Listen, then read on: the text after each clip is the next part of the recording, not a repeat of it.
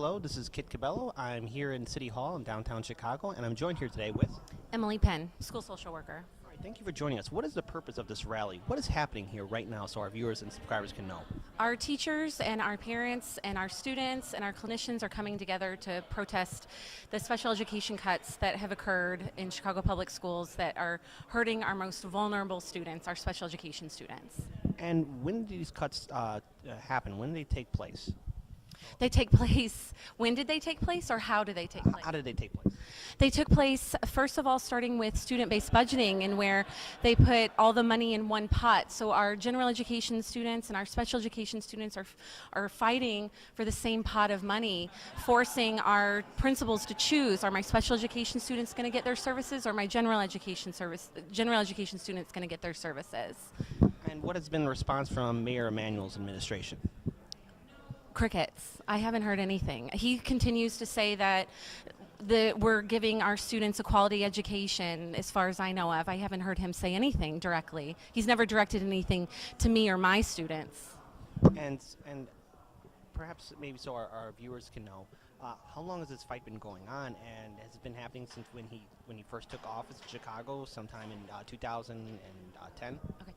Special education students are students who have been discriminated against for years, way before Rahm Emanuel. Rahm Emanuel has not done anything to help our most vulnerable students. Certainly since 2010, I have not seen any improvements, and in the last 2 years, I've only seen things become worse. And where can our viewers learn more information so they can help you guys in your fight to help all the students get their required resources? Sure. Our parents and teachers and citizens can go to the Raise Your Hand website. They can also go to ctunet.com for more information. All right, thank you. This is Kit Cabello with Veracity In Defiance. We're going to still cover this event, and please keep up the good fight. Thank you. So the first speaker we're going to have is going to be Emily Penn. She's a social worker. And she'll come up and... Hello. My name is Emily Penn. I am a school social worker. I provide crisis intervention and social and emotional support to students, their families, and very often to teachers. I consider myself lucky because I only service 2 schools. Some nurses and occupational therapists and physical therapists service over 10 schools.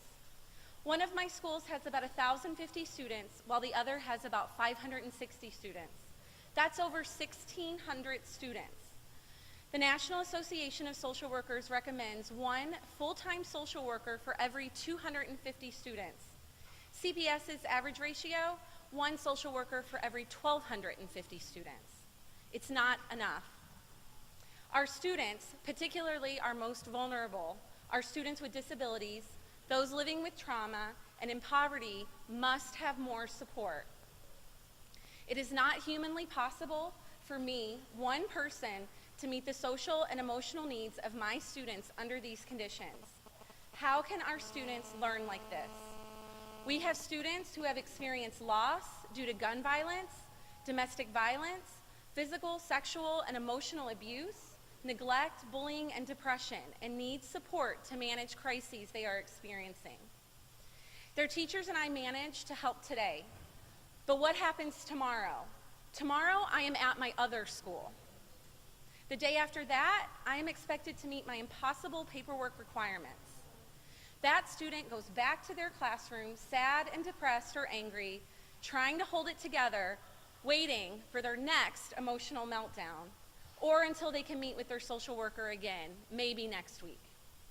I cannot have another student on my caseload go home, attempt suicide, and return the next day to school, maybe telling their teacher what happened. But wait, their social worker is at their other school. That is unacceptable. We are often students' lifelines. A former student who has a learning disability and has dealt with a parent suffering from addiction came to visit the school and asked to talk to me. Our students, the relationships and connections we make with our students last a lifetime. Our students need us and are desperate for emotional support. CPS has been hurting our students for years by not providing enough supports like social workers, psychologists, and nurses. give our students what they deserve, we must have progressive revenue sources so we can have fully funded schools with resources.